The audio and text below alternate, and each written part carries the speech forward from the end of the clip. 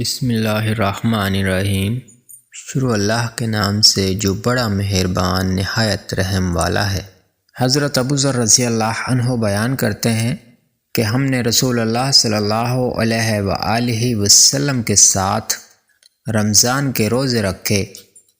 آپ نے ہمارے ساتھ کوئی قیام نہ کیا حتیٰ کہ مہینے میں ایک ہفتہ باقی رہ گیا تو آپ نے ہمیں قیام کروایا حتیٰ کہ تہائی رات ہو گئی۔ جب آخر سے چھٹی رات آئی تو آپ نے قیام نہ کرایا۔ جب پانچویں رات آئی تو ہمیں قیام کروایا حتیٰ کہ آدھی رات گزر گئی۔ میں نے کہا، اے اللہ کے رسول، کاش آپ ہمیں بقیہ رات بھی اس کا قیام کروا دیتے۔ تو آپ نے فرمایا، انسان جب امام کے ساتھ نماز پڑھتا ہے اور اس کے فارغ ہونے تک اس کے ساتھ رہتا ہے تو اس کے لیے پوری رات کا قیام شمار کیا جاتا ہے۔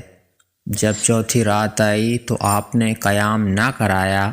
جب تیسری رات آئی تو آپ نے اپنے اقارب، بیویوں اور دوسرے لوگوں کو جمع فرمایا اور ہمیں قیام کرایا، یہاں تک کہ ہمیں فکر ہوئی کہ کہیں ہماری فلاح ہی نہ رہ جائے۔ جبیر نے کہا، میں نے پوچھا کہ فلاح سے کیا مراد ہے؟ انہوں نے کہا، سحری۔